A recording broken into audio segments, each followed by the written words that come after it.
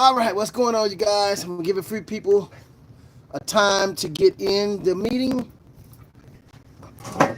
It's not really a meeting. I'm doing a video about the CIA and Bitcoin because this has kind of been a hot topic for a while. As you guys, this is EB Crypto, Eric Brent, and I'm going to cover this topic right now. Looks like I only got 15.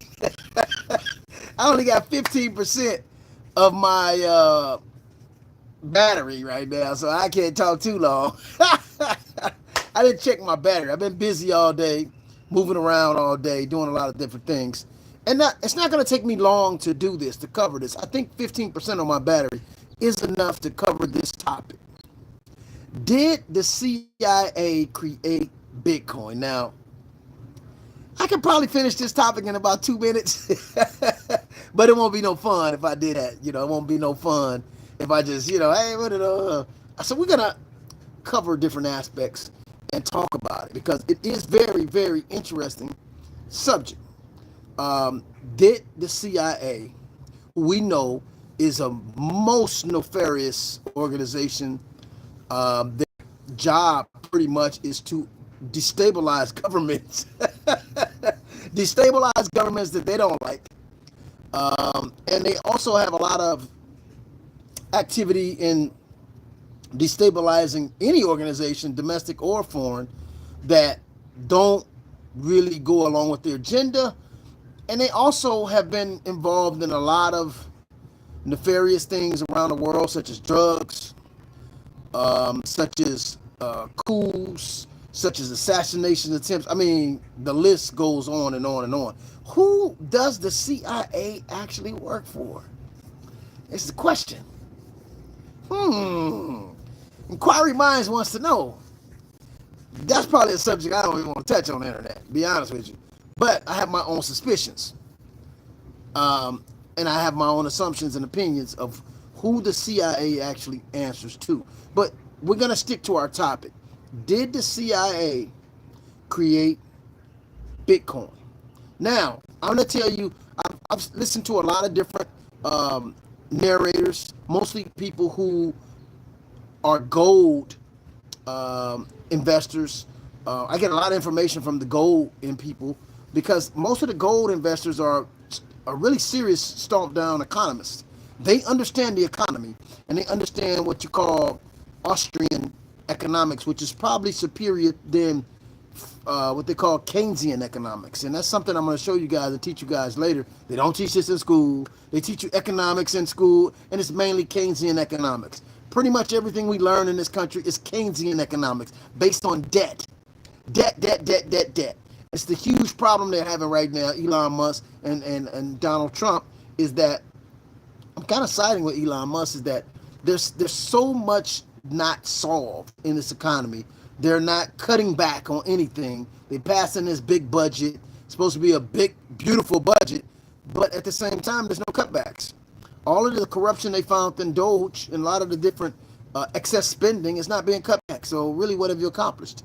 So that's not what we're dealing with right now. But what we're gonna deal with is, did the CIA create Bitcoin?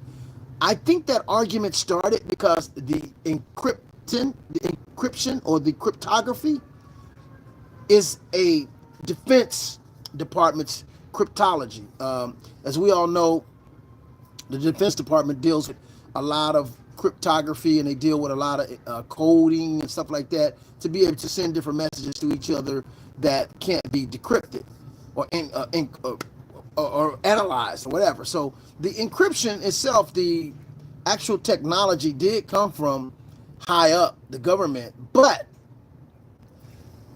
how do you know if it's the CIA created it or not? Okay, this is what I'm going to say.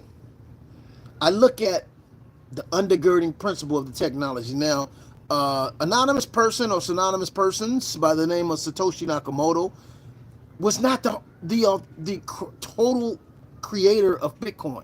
When you know the beginning of Bitcoin, Bitcoin started off with a letter that was sent on the internet to the cypherpunks.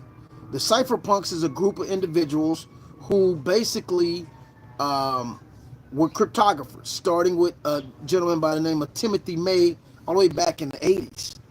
Timothy May was the organizer of what they call the cypherpunks organization, not cyber, cypherpunks organization. Go Google that and look that up. If you guys want to get a copy of the book called The Greatest Exchange of Wealth in History, it covers the whole cypherpunk movement. You can contact me if you want to get a copy of that book. But the cypherpunks were a group of cryptographers, and they all communicated with each other. Now, because this is a digital currency, and the governments now are moving towards a digital currency, people speculate, oh, the CIA must have created this. And I'm going to tell you how I know that they didn't create it. But this is what's going on. Like, they had several different technologies that merged into what is called Bitcoin. It wasn't just one guy created it, for one. They had a guy named Eric Chom that had DigiMoney. He created DigiMoney, and he created private keys, public keys, stuff like that. Then you had a guy named Wei Day who created blockchain. You have a lot of different people that created different aspects of the technology. The whole movement and the anticipation of a peer-to-peer transaction that didn't deal with governments was actually, the inception was kind of like a hippie guy, Timothy May, who created that concept that, one day we should have a currency that governments don't control. Because when you look at currencies around the world, it's one of the things I want to teach my students. Again, I'm taking 10 special people this month, and I'm going to do a one-on-one with them, and they're going to have access to me to learn the nitty-gritty, not just of the crypto, but the global economy. And I'm going to give it to you guys so simple. I'm not going to even make it, it's going to be so simple a baby can understand it. But since the 1500s, there's been central banks that print the money, loan money to governments, loan money to kings, emperors, and this stuff like that. So money has always been centralized. Currency has been centralized from day one, meaning it comes for a centralized authority. It comes from the government, it comes from a king, a monarchy, or something like that. So it's very, very controlled. So the concept, when the internet started out in the 80s, we didn't get the internet to the 90s, but in the 80s, when Timothy May brought together all these coders, they talked about a currency, or the potential of a currency that could be used peer-to-peer and not have any intervention of a third party. This conversation was stirring up amongst programmers.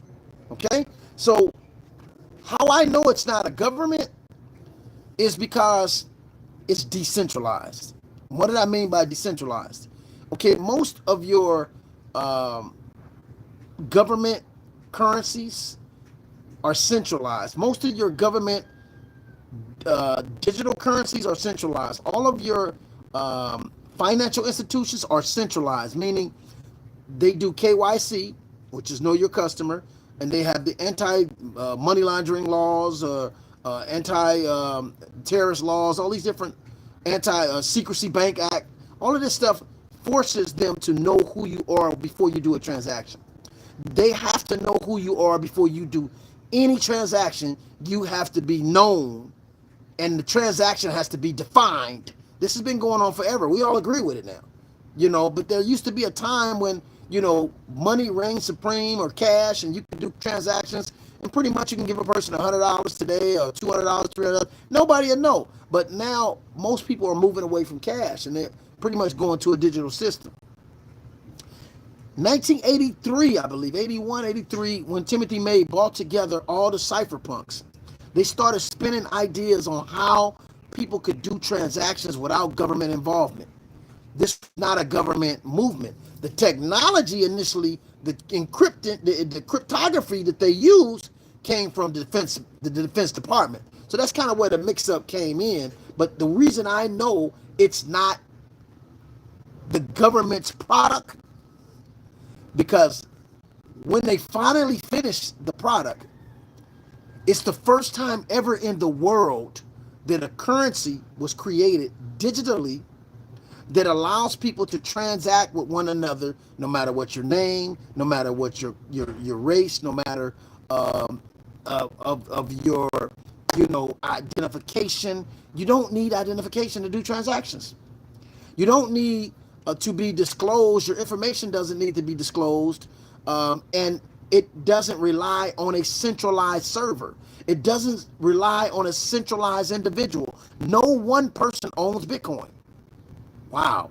No corporation owns Bitcoin. This is why it's so difficult for the government to shut down cryptocurrency, because when they try to shut down, say, Pulse Chain, okay, they're going to say, well, who's the owner? There's no owner. Well, where's the headquarters? There's no headquarters.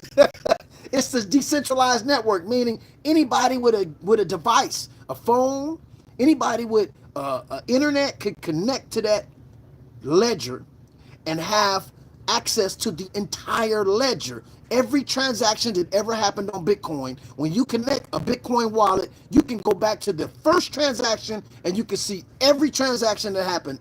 Only thing, you don't know who's who. There's total privacy. There's total anonymity. This is not something the government wants. Trust me. They want to know everybody who do a transaction. They want to know all your information. They want to even be able to stop transactions or even confiscate. This is what government's been doing since the beginning of time. They control transactions. They dictate transactions. They monitor transactions. They censor transactions. This is how you know government products. Now, this whole talk of the CBDC, I'm not going to get more deep into this as you guys start talking to me. This is the whole reason why I'm really reaching out and starting to passionately teach people about crypto and how to possess crypto, because the economy is not looking good. This thing is, the writing is on the wall. The die is set. I don't care if it's Donald Trump. I don't care if it's Obama. I don't care if it's the Clintons. Nobody can stop this crash that's getting ready to happen. Okay? Nobody can stop it. $37 trillion in debt. And we're paying $1 trillion or something a year just on interest alone. There's no way this thing is going to bounce back. It's just a matter of time. And the only thing that's been holding it up is bonds, derivatives. Okay, they say $37 trillion worth of debt, but nobody's talking about the hundreds of billions. Actually, it's like a couple $100 trillion in derivatives. That's a whole nother conversation, because I'm going to break that down to you guys this in my one-on-one classes. Those that come to me with the one-on-one classes, I'm going to show you guys how to make money. Don't get it twisted. You're going to learn how to make money, but I want you to understand all the currents around you so you'll know how to maneuver, how to move. See, if you don't understand, when you're a running back, I used to be a running back in football. You guys can tell how I'm built. In order for me to go straight, I had to have peripheral. I had to be able to see what is in the sides. And I got great peripherals. I can be running straight, but I can see over here and I can see over there. Most of us have peripheral. But this is what you have to have in this cryptocurrency industry. And I'm going to tell you how I know another way this is not a government product. Because once Satoshi Nakamoto surfaced, I don't even know if this is this person's name. This is the name they used. And this was a strategic name. And I know that this name was somewhat created strategically. It could have been a group of people. It could have been a woman. It could have been a hippie guy. It could have been, anybody. I mean, it could have been anybody. Think about this. You're contacting a group of some of the brightest people in the world, programmers, coders.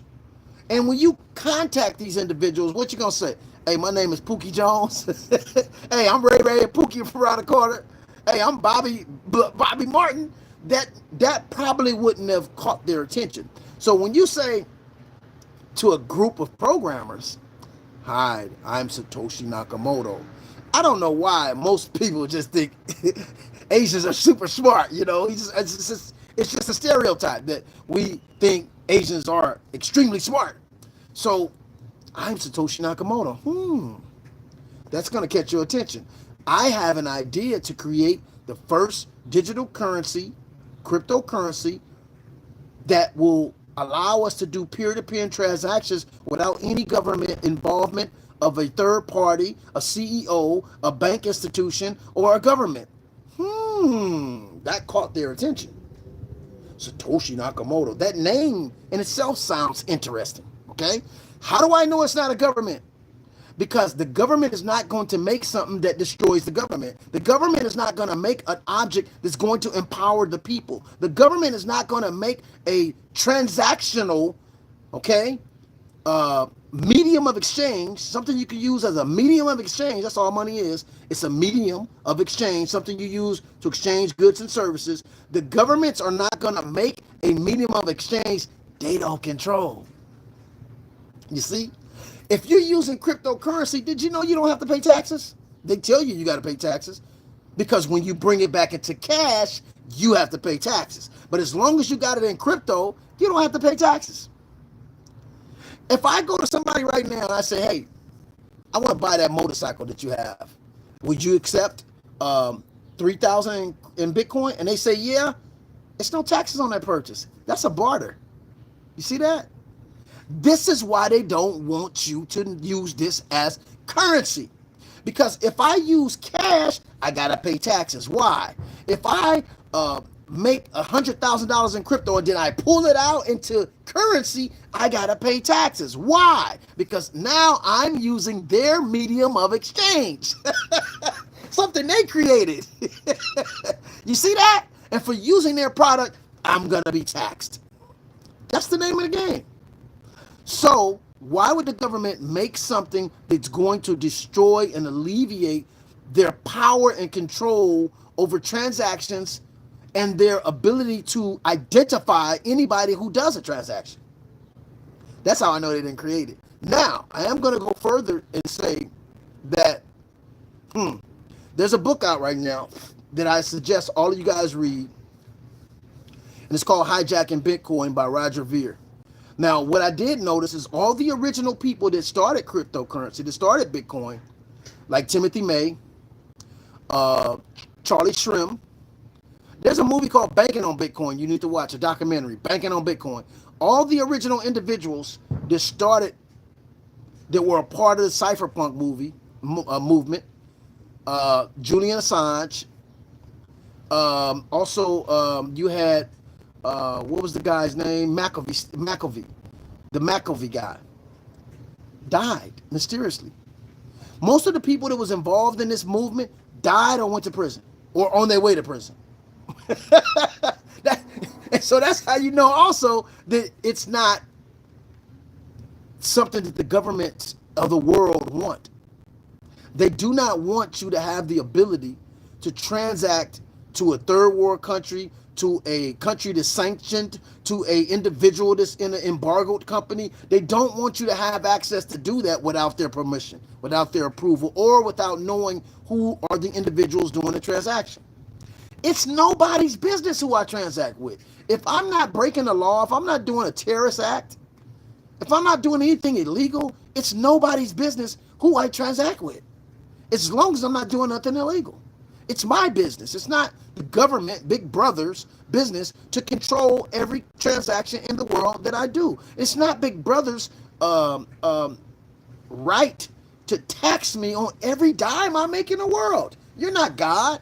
You're not the person who created my ideas. You're not the person that took risk in my business. You're not the person who took loss with me. You're not the person who taught me whatever it is I had to learn to be able to make money.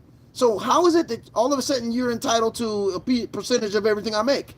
This has been going on for years, and this can be challenged with this system. There's a movie out now. I forget the name of the movie with Viola Davis. I'm gonna pull the movie up right now. This movie blew my mind. Oh my God, this movie blew my mind because it talked about crypto, and she was the president. I love that movie. It was a great movie. I watched it with my mom. She was the president of the United States in this movie. It's a 2025 movie. Let me see. What's the name of it? It's I'm gonna find it right now. Movies. I just Googled movies 2025. 2025, and it should come right up. Where is that movie with Viola Davis? It's called. Where is it called? Oh my God, where is it? No, I don't see it. You guys can Google it. It's the new movie she's in. She's the president of the United States.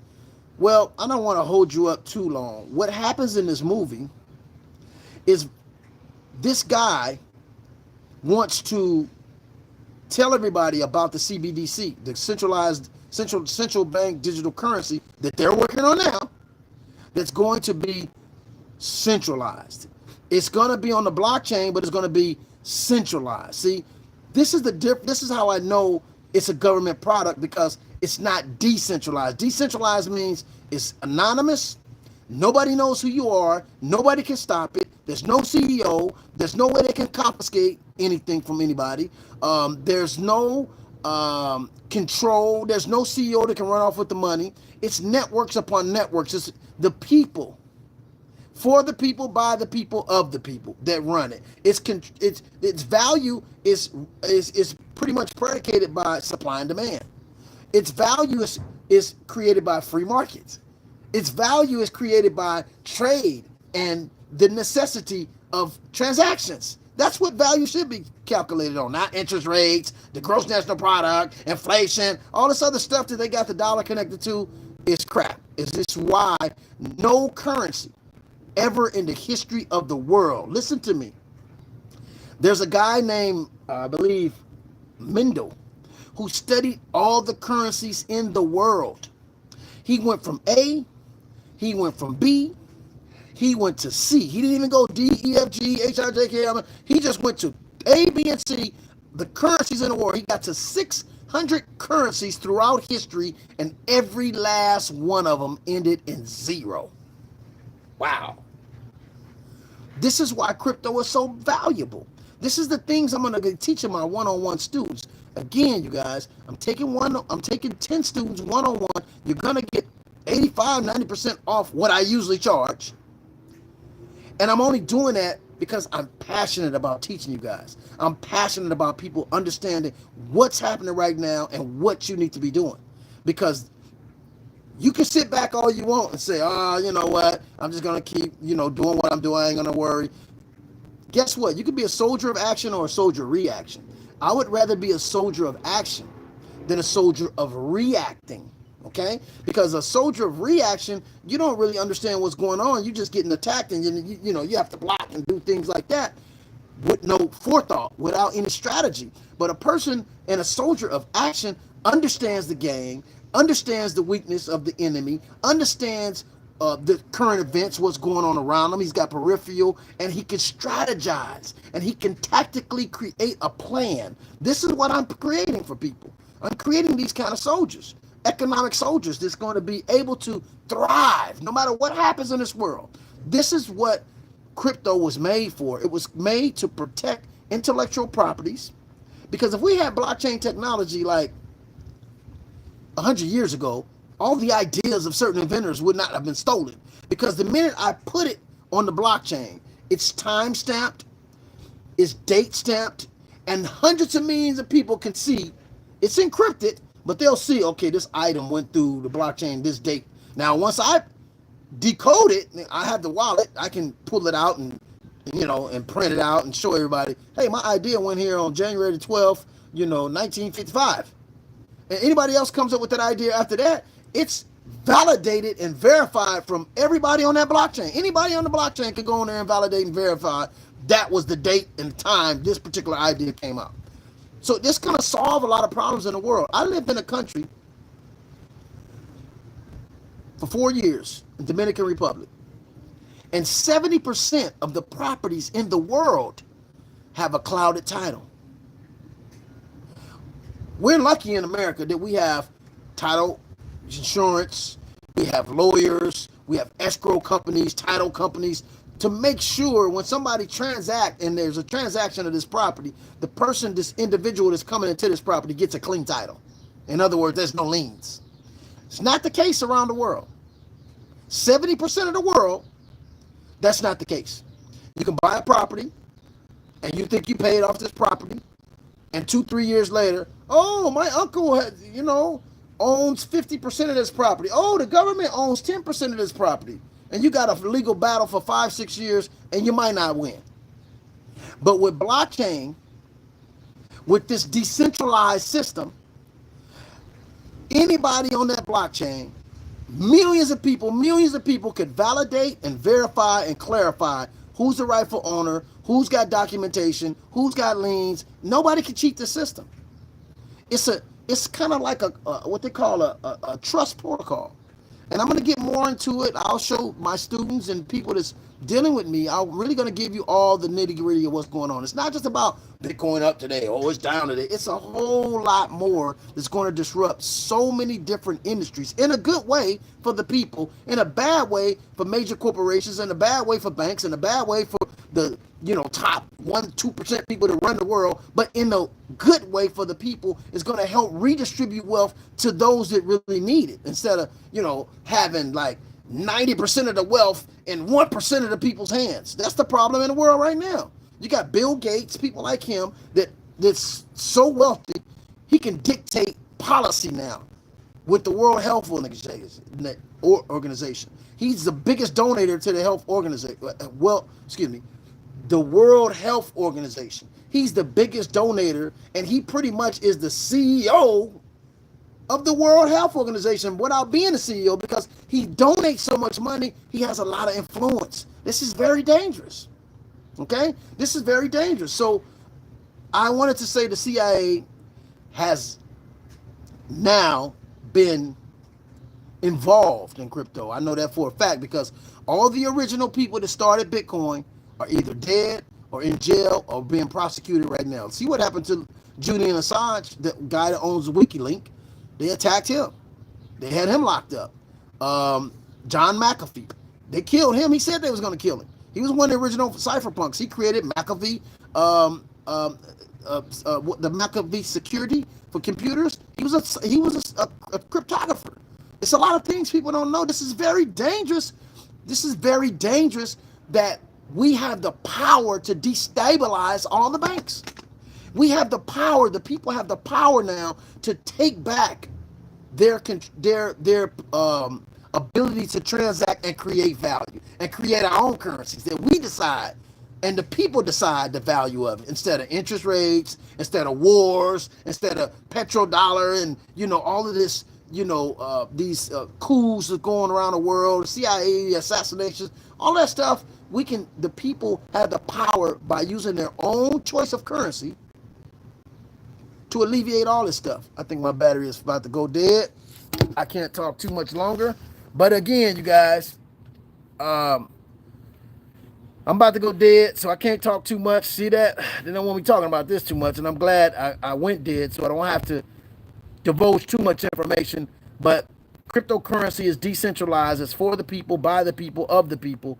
And that's all we're going to say right now. We're going to cover a part 2 of this tomorrow. I'm going to go more into detail as to how I know for a fact this is something that can free people from a lot of these inflations and things that's crashing right now, because cryptocurrency is something you can't just print.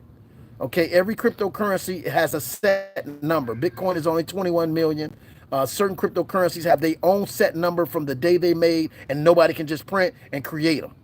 They're already a set number when they're created. Therefore, you have a set supply, and the demand grows, and the supply doesn't grow with the demand. Therefore, value is created. It's just that simple. So let me get off this right now. You guys have a great evening, and I'm going to cover a part 2 tomorrow. All right? Deuces.